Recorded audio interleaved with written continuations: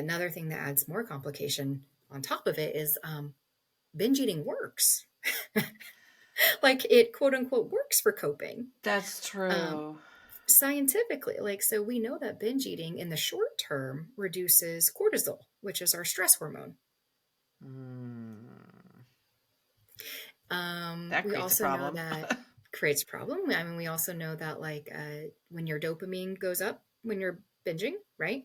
You got that sense of pleasure and escape. And then also another thing I talk about with my clients is the hunger hormone, ghrelin. And ghrelin is linked to stress and trauma.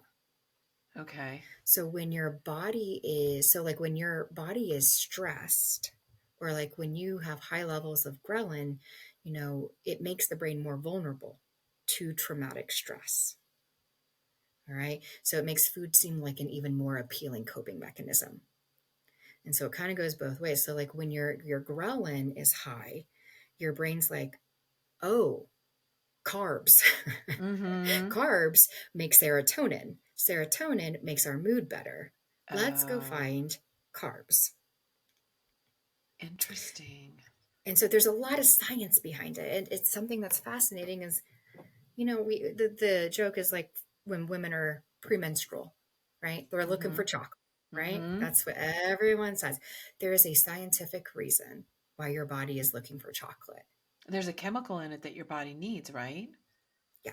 So our serotonin naturally dips for women when we're premenstrual. Our Mm-hmm. serotonin goes down. Serotonin is a neurotransmitter that keeps your mood more stable Mm-hmm. and more positive. And so, because our serotonin dips, our body says, hey, our serotonin's a little bit low. Let's get a little extra serotonin in us. And one of the fastest ways we get serotonin in our system is through carbohydrates. Mm. There you go. There it Yeah. is.